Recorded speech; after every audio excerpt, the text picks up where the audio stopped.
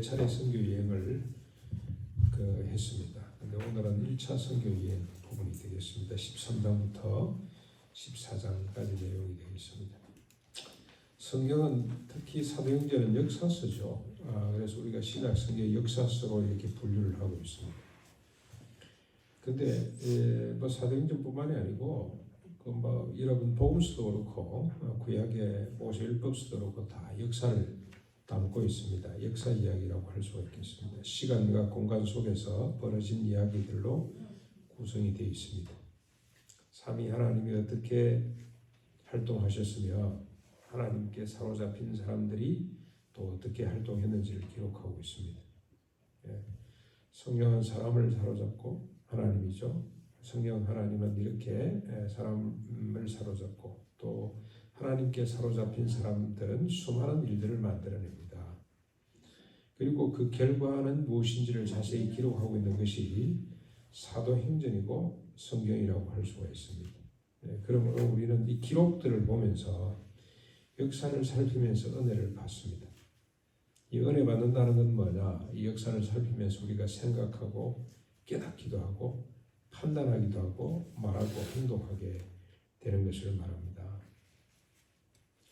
이제 바울과 바나바의 1차 선교 여정을 한번 쭉 살펴보겠습니다. 먼저 13절 4절로 3장 4절로 12절까지 바울과 바나바가 실루키아와 구브로를 거쳐서 살라미에 도착을 했습니다. 바울과 바나바는 이곳에서 하나님의 말씀을 유대인의 여러 회당에서 전하게 됩니다. 그리고 온 섬을 지나 바보에 이르게 됩니다. 이 키프로스죠. 키프로스 섬을 간통해서 쭉 복음을 전했습니다. 그곳에서 하나님에 대해서 바보입니다. 바보 그곳에서 하나님에 대해서 관심이 많은 총독에게 서기오 바울이라는 사람인데 그 사람에게 복음을 전하게 됩니다. 그런데 그때 거짓 선지자이자 마술사인 바예수라는 사람, 엘루마라는 이름을 이렇게 별칭으로 쓰이기도 한 것 같습니다. 그 사람이 방해를 합니다. 그러나 바울은 조금 더 굴하지 않고 성령이 충만해서 그에게 말합니다. 바예수에게 말합니다. 모든 거짓과 악행이 가득한 자요, 마귀의 자식이요, 모든 의의 원수요, 주의 바른 길을 굽게 하기를 그치라. 주의 손이 내 위에 있으니 네가 얼마 동안 맹인이 되리라 고 이야기를 합니다. 그러자 즉시 바예수에게 어둠이 덮어 인도할 사람을 두루 찾게 됩니다. 이를 지켜본 총독이 놀라면서 주를 믿게 되었습니다. 그 다음에 이제 비시디안 안디옥으로 와서 그곳의 행적을 살펴보겠습니다. 바울과 바나바가 안식일 회당에 들어가 앉았습니다. 율법과 선자의 글을 읽은 후에 회당장이 바울과 바나바에게 만일 백성에게 권할 말이 있거든 말을 하라고 그렇게 요청을 합니다. 딱 보니까 이 사람들이 보통 사람이 아니라는 생각이 들었던 모양이죠. 그랬더니 바울이 일어나 말을 합니다. 하나님이 우리 조상들을 택하시고 애굽 땅에서 큰 권능으로 인도하셨다. 광야 40년간 그들의 소행을 삼으시고 가나안 땅 7 족속을 멸하사 그 땅을 기업으로 주시기까지 약 450년간 시간이 걸렸다. 그 후에 선지자 사무엘 때까지 사사를 주셨고 그 후에 사람들이 왕을 요구함으로 사울을 40년간 주셨다가 패하시고 다윗을 왕으로 세우시고 그에게 말씀하시기를 내 마음에 맞는 사람이라 내 뜻을 이를 통하여 이루리라고 하셨다는 겁니다. 지금 바울이 설교하는 내용입니다. 하나님이 약속하신 대로 이 다윗의 후손에서 이스라엘을 위하여 구세주를 보내주셨는데 그분이 곧 예수다. 이렇게 구원 예수가 우리에게 보내졌지만 예루살렘에 사는 사람들이 죽일 죄를 하나도 찾지 못하면서도 빌라도를 통해서 그 예수를 죽였다. 그러나 하나님이 시편에 기록된 것처럼 시편을 인용을 해서 예수를 죽은 자 가운데서 살리셨다. 그리고 약속하신 바대로 예수를 힘입어서 죄 사함을 받고 모세 율법으로 불가능했던 의롭다 하심을 얻게 하셨다. 하나님이 선지자들을 통해서 믿지 않고 멸시하는 자를 멸한다고 하셨는데 이 말이 너희에게 미치지 않도록 하거라. 이게 설교 내용이었습니다. 이렇게 이렇게 쭉 설교를 했더니 반응이 어떻습니까? 많은 유대인과 유대교에 입교한 경건한 사람들이 다음 안식일에도 이 말을 우리에게 해줄 수 있냐고 그렇게 부탁을 합니다. 다음 안식일에 온 시민이 거의 다 그대로입니다. 기록. 하나님의 말씀을 듣고자 모여왔습니다. 그러나 일부 유대인들이 이렇게 모인 무리를 보고 시기가 가득해서 바울의 말을 반박하고 비방하게 됩니다. 그러나 바울과 바나바가 담대히 말합니다. 하나님의 말씀이 너희에게 먼저 전해졌지만 너희가 그것을 버리고 멸망받을 자처럼 우리가 이방인에게로 그렇게 행동을 했기 때문에 자체했기 때문에 우리가 이방인에게로 향한다. 주께서 우리를 이방의 빛으로 삼아 땅끝까지 구원이 이루어지도록 하셨다고 말을 합니다. 이 말을 들은 많은 이방인들이 영생 받기로 작정된 자답게 믿고 기뻐하며 하나님 말씀을 칭송하게 됩니다. 그러나 유대인들 중에 많은 사람들이 경건한 기부인들과 성읍의 유력자들을 동원해서 바울과 바나바를 박해하고 쫓아버립니다. 그랬더니 바울과 바나바가 발에 티커를 들고 이고니온이라는 곳으로 갑니다. 지역이 많이 나오는데 이 지중해 연안 지역이라 이렇게 보시면 되겠습니다. 이 지명 너무 집중하다 따라가다 보면 말씀을 놓칠 수 있기 때문에 지명을 조금 다음에 지도 보고 한번 자세히 보시고 또 어떤 분들은 이 우리 저 권정구 형제는 이 바울이 1차, 2차, 3차, 4차 전도 여행지를 한번 쭉 둘러보고 왔다고 갔다 와서 하는 말이 불가사의한 일이었습니다. 지금 차를 타고 다니는 것도 힘든데 어떻게 그 험난한 지역을 넘나들었는지 이 성령이 알고서는 할 수 없는 일이었습니다. 그리고 고백을 하는 걸 듣고 그렇구나 하는 생각을 해봤습니다. 자, 이렇게 이고니온으로 갔습니다. 이고니오스의 행적입니다. 두 사도가 유대인의 해당에서 전도하는데 유다와 헬라의 허다한 사람이 믿게 되었습니다. 그러나 순종하지 않는 유대인들이 이방인들을 선동해서 두 사도에 대해서 악감을 품게 했습니다.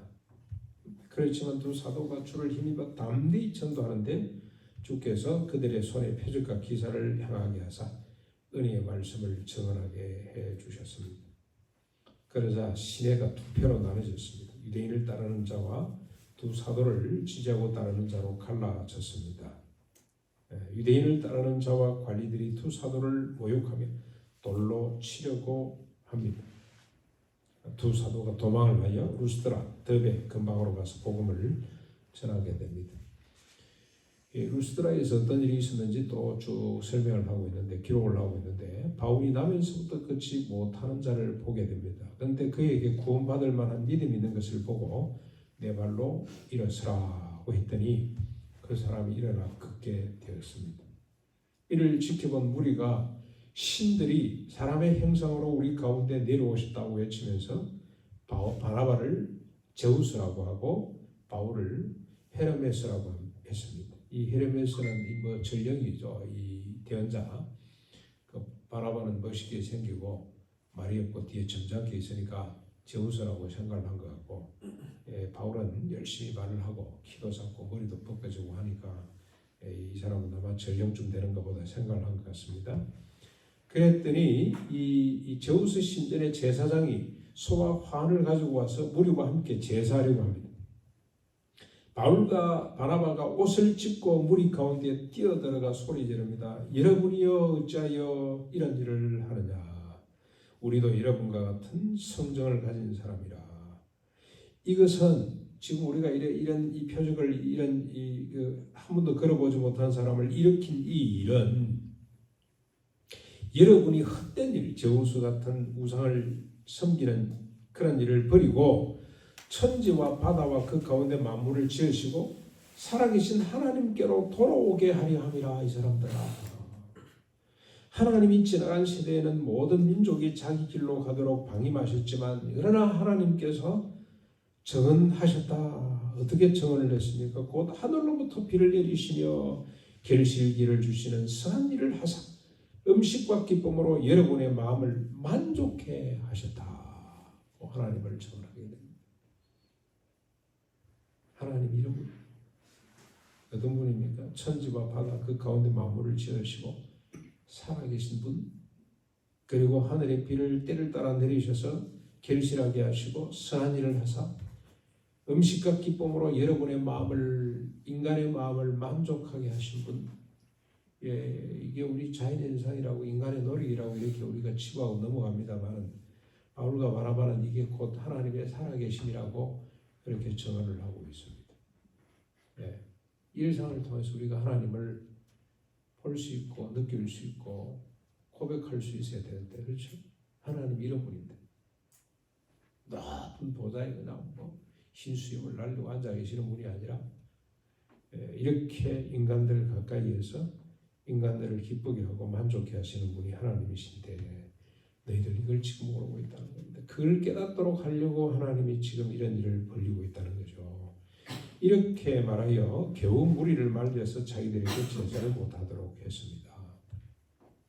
그런데 안디옥과 이고니온, 그 먼저 전도했던 지역에서 유대인들이 몰려와가지고 무리를 충동해서 바울을 돌로 쳐 죽입니다. 죽은 줄 알고 시내로 내쳐버렸습니다. 그런데 바울이 정신을 차리고 일어나서 시내로 다시 들어갔죠. 그리고 이튿날 바나바와 함께 더베로 가서 복음을 전하며 많은 사람을 또 제자로 삼았습니다. 그리고 난 뒤에 어떻습니까? 다시 루스드라, 이고니온, 안디옥을 거쳐서 제자들을 만나 믿음 안에 있도록 격려하고, 그러면서 한마디 하죠. 우리가 하나님의 나라에 들어가려면 많은 환난을 겪어야만 한다. 그리고 각 교회 장로들을 택해서 금식 기도하며 그들을 주께 위탁하고 비시디안을 지나 밤빌리아 버가에서 말씀을 전하고 아탈리아로 가는 배를 타고 자기를 파송한 안디옥 교회로 다시 돌아가게 됩니다.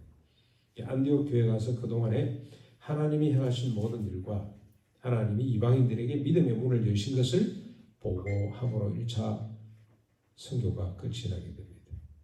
여기 보면은 자신의 이야기들은 없습니다. 바울, 바나바 자기들의 이야기는 없고, 하나님이 이방인들 가운데 어떤 표적과 기사를 행하셨는지, 하나님께서 어떻게 이방인들에게 믿음의 문을 여셨는지 하나님에 대한 이야기만 했습니다. 그리고 제자들과 함께 오래 머물렀더라. 힘을 얻고 제자들과 교제하면서 다시 힘을 회복한 것입니다. 어떻습니까? 이 1차 선교여행, 바울과 바나바의 선교 행적들을 보면 우리에게 주는 은혜가 무엇인지, 우리가 얻을 수 있는 교훈이 뭔지, 우리의 생각과 말과 행동에 어떤 변화를 기대할 수가 있겠는가 하는 겁니다. 하나님 이걸 성경으로 우리에게 주셨는데 이 기록들을 보고 우리에게 무슨 은혜가 있어야 되겠죠? 우리 생각의 변화, 우리 판단, 우리의 말과 행동에 변화가 나타나야 되겠죠. 첫 번째로 여러분 어떻습니까? 복음이 전해지는 곳에는 반드시 생명의 역사가 있다는 거죠. 이게 우리에게 주는 교훈이죠. 복음이 전해지는 곳에는 반드시 생명의 역사가 있다. 근데 복음은 뭡니까? 오늘 이들이 전한 복음은 예수 그리스도 십자가 부활이 전부예요. 전부. 십자가는 또 뭡니까? 제3과 옛사람의 죽음이죠. 부활은 새롭게 태어나는 것과 이롭게 되는 것, 정말 부활의 보증이기도 합니다. 다르게 표현하면 십자가 부활은 죄로부터 자유하고 이롭게 되는 것입니다. 바울이 설명을 했죠. 율법으로도 불가능했던 의로움이 예수 그리스도로 말미암아 이루어진다는 겁니다. 그리고 이렇게 구원받은 사람에게 반드시 성령의 세례가 임한다는 것, 그게 오늘 기록이 우리에게 보여주는 크나큰 교훈입니다.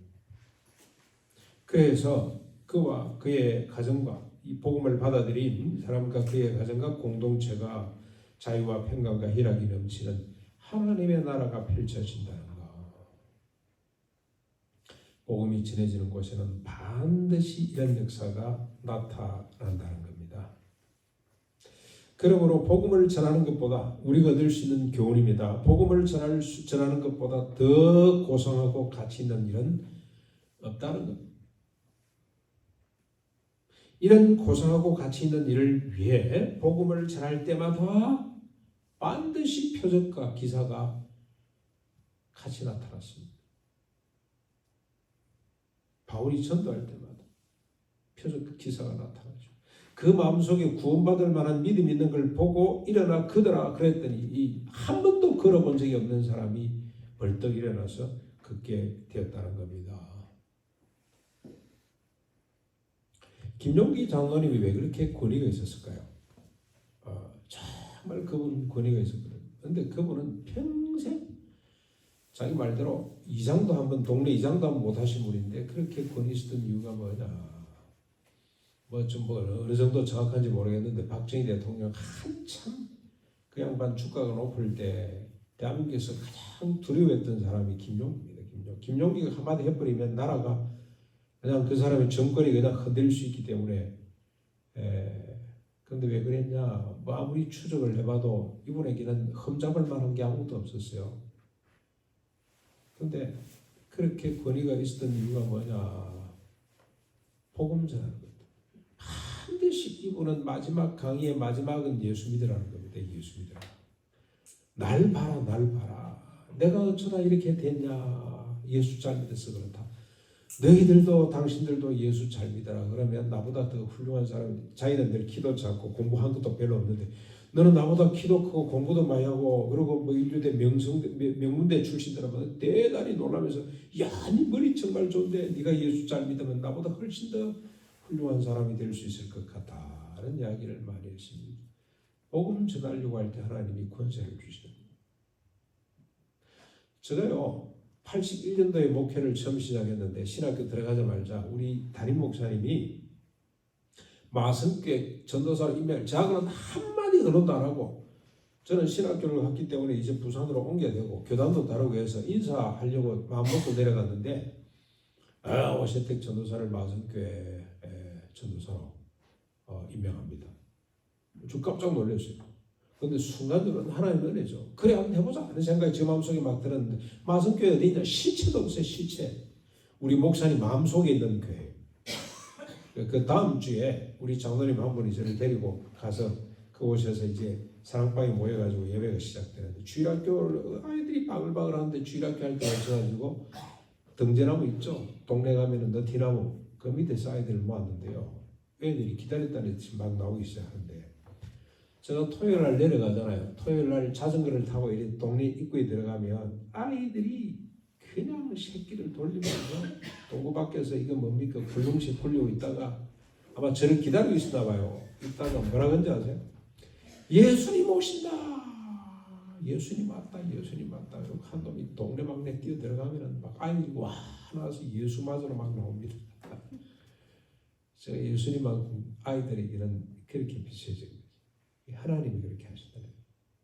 그 아이들 마음속에 저를 예수님처럼 만들어가지고 예수님은 잘 모르겠고 전도사를 보니 예수님 만난 듯한 생각이 들어서 그렇게 저를 환대해 줬는데 그들에게 복음이 안 들어가겠습니까? 쏙쏙쏙쏙 하나님이 하셨구나. 예수님처럼 저를 높이 드셨구나. 복음을 전할 때마다 이런 표적과 기사가 나타난다는 거. 그게 오늘 성경이 우리에게 주고 싶은 교훈입니다. 복음 전하는 것보다 가치 일이 없다. 복음을 전할 때 진짜 권세를 주신다.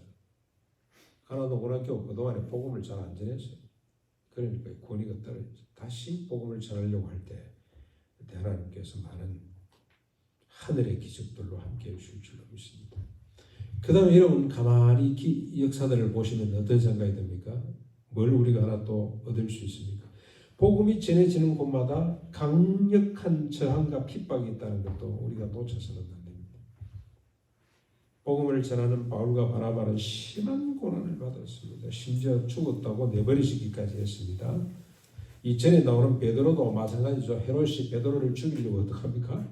잡아다 옥에 가두잖아요. 죽이려고 했어요. 야고보를 죽여보니까 사람들이 너무 좋아하거든. 그러니까 베드로조차 죽이려고 했습니다. 이 두 가지 반응이 반드시 나타납니다. 생명의 역사가 나타나고 그리고 또 큰 핍박이 동시에 일어난다는 겁니다. 이 두 가지 반응은 피할 수가 없습니다. 동전의 양면처럼 손톱과 손바닥처럼 반드시 같이 온다는 걸 우리가 기록을 통해서 성경을 통해서 발견하게 됩니다. 한국의 전도인들 활동과 지역교회 선교에도 이 두 가지가 같이 나타났습니다. 제가 예수님처럼 존경을 받았죠. 아이들에게 마성교회 아무도 모를 때 81년도에. 그런데요 얼마나 많은 핍박을 받은지 모릅니다. 아이들 모아놓으면 동네 어른들이 와 술 먹고 와서 몽둥이로 다 하더라고요. 근데 이제 바울은 신발을 털털 털고 다른 데로 갔는데 저는 그러지 지금은 그렇게 할 그때하고 상황이 좀 다르기 때문에 이상하게도요. 아무리 어른들이 몽둥이를 들고 아이를 쫓아내도 저 마음속에 서글픈 생각이나 포기하고 싶은 생각이 도무지 안 드는 게 있잖아요. 오히려 또 그 다음날 제가 뻔뻔스럽게 찾아가서 왜 주일학교가 필요한지 왜 이곳에 교회가 있어야 되는지 설명을 하고 아이들을 다시 불러 모는데요. 한 3년쯤 하니까 그 사람들이 손을 다 들어버리는 거예요. 하나님이 그렇게 은혜를 주셨습니다. 3년 만에 제가 왜 그곳을 떠났냐. 일주일에 한두 번 내려가서는 감당이 안 돼. 이제는 전문 사역자 와야 되겠다. 교회 예배한 것도 예쁜 거 하나 만들어지고. 그래서 요청을 냈더니 그게 목사님 한 분이 오셔가지고 얼마나 아이들을 다 잘 돌봤는지. 그때 바지 벗고 고추 내놓고 돌아다니는 아이가 지금 합동측 유명 목사가 되어 있습니다. 왜 이렇게 두 가지가 동시에 나타나느냐. 복음을 받아들이는 것 그리고 구원을 받는 것과 복음을 거부하는 것 그래서 심판받는 것은 서로 충돌할 수밖에 없는 다른 영역이기 때문에 그렇습니다. 생명과 죽음이 함께할 수가 없잖아요. 참과 거짓이 함께할 수가 없습니다. 진리와 위선이 함께 설 수가 없어요. 상반되기 때문에 반드시 충돌할 수밖에 없다는 겁니다. 가치, 기준, 방향이 다르기 때문에 긴장과 갈등과 충돌은 피할 수가 없습니다. 여러분 지금 오늘 우리 세상은 무한 생산, 무한 소비죠. 그래야 발전이라고 생각을 합니다만 우리 성경에 보면 하나님의 나라는 어떻습니까? 필요한 만큼 생산하고 필요한 만큼 소비하고 세상은 10년, 20년 채 재산을 모아놓고 그냥 쌓아놔야 마음이 안전하고 안정감을 누리고 뭐 됐다. 20년 갖고 뭐 되겠습니까? 이제는 죽을 때까지 100세, 200세까지 그냥 뭘 쌓아둬야 되는데 우리 성경은 뭘 요구하고 있죠? 일용할 양식을 달라 그러니 이건 긴장될 수밖에 없어요. 긴장될 수밖에 없습니다. 오히려 예수 믿는 사람들이 더 긴장합니다. 그럼 농사나 지으란 말이에요. 제가 이런 설교를 했더니 들어오게 청년나라가 그럼 농사나 지으란 말이에요. 농사를 네가 왜 그렇게 시시하게 보냐. 농사 그렇게 만만하게 볼 것도 아니다. 천하지 때문에. 자기 중심적인 것이 이게 세상인데 우리는 뭐 중심입니까? 그리스도 중심. 그리스도 중심은 타당 중심 아닙니까? 그러면서 충돌할 수밖에 없고 복음을 전하면 전할수록 세상은 더 스칠 수밖에 없어요. 잠잠했던 세상에 그냥 큰 파문을 던지는 겁니다. 그래서 바울은 우리가 천국에 들어가려면 뭘 해야 됩니까? 많은 환난을 겪어야 할 것이니라고 루스드라에서 그렇게 외쳤어요. 그런데 복음을 향한 고난과 핍박은 전혀 문제가 될 것 없습니다. 왜냐하면 고난으로 복음과 구원이 드러나게 되고 핍박으로 복음과 구원이 확산되기 때문에 그렇습니다. 바울과 바나바에게 핍박과 돌로 치는 일이 없었더라면 복음이 그렇게 빨리 증거됐겠습니까? 좀 시간이 많이 걸렸을 것 같아요. 그러나 이 핍박 때문에 오히려 더 복음이 복음으로 드러나게 되고 더 복음이 빨리 확산되어 갔던 것을 우리가 이 기록을 통해 역사를 통해 보게 됩니다. 이게 우리가 받아야 될 은혜입니다. 은혜. 그런데 여러분 재밌는 거 새체로 또 하나의 현상이 나타났는데 우리가 얻어야 할 교훈 중에 하나입니다. 오늘 본문에서처럼 복음을 전하는 자가 신으로 추앙될 수도 있다는 겁니다. 이것은 조롱과 핍박보다 더 위험한 반응일 수 있습니다. 이를 물리치지 않고 즐기거나 내버려 두면 어떤 일이 벌어질까요? 하나님보다 인간이 더 두드러지고 결국 하나님을 잃어버리게 됩니다. 그러다가 헤롯처럼 충에 먹힘을 당하게 됩니다. 저는 이게 더 큰 위기라는 생각이 듭니다. 오늘 한국교회 현상입니다. 이게 큰 일을 하죠. 큰 교회들이. 부럽습니다. 그런데 하나님이 드러나야 되지 그 교회 목사가 드러난다. 그건 있을 수 없는 일입니다. 사랑하는 우리 가난교회 성도 여러분, 우리 함께 남은 시간 남은 시간, 우리 생이 뭐 그렇게 길게 남지 않은 것 같습니다. 우리 이현이한테는 미안합니다만 우리 대부분은 그렇게 시간이 많이 남지 않은 것 같은데 이곳이 땅끝이라는 생각을 가지고 우리가 뭐 땅끝까지 갈 것도 없는 것 같습니다. 선교사들 다 나가 있고 지금은 유튜브로 제가 보니까 이 주님이 전 인류의 사람들이 동시에 볼 수 있도록 오신다 해서 어떻게 오실까? 지구가 펼쳐지나? 아마 하나님의 능력이겠건 다 하실 수 있겠지만 최근에는 우리가 죽음을 하다가 주님이 죽음 통해 오시려고 뭐 이런 생각했던 적이 있어요. 지금은 뭐 성경 마음만 가지면 이 시간 바로 우리가 땅끝에 설 수가 있습니다. 그래서 이곳을 땅끝으로 여기는 것이 옳을 것 같습니다. 우리가 함께 남은 시간 동안 이곳에서 사도행전의 역사를 이어갔으면 좋겠습니다. 복음을 전하고 생명을 살리고 하나님의 나라를 이루고 기쁨과 감사가 넘치는 희락이 넘치는 그런 세상을 만들어가는 우리가 될 수 있기를 바랍니다. 그러기 위해서는 핍박과 고난도 우리가 각오를 합니다만 일 때문에 더 복음이 드러나고 확산되고 또 하나님이 표적과 기사를 우리에게 계속해서 부어주셔서 하나님께 영광이 되는 우리의 남은 삶이 될 수 있기를 주님 이름으로 축원합니다.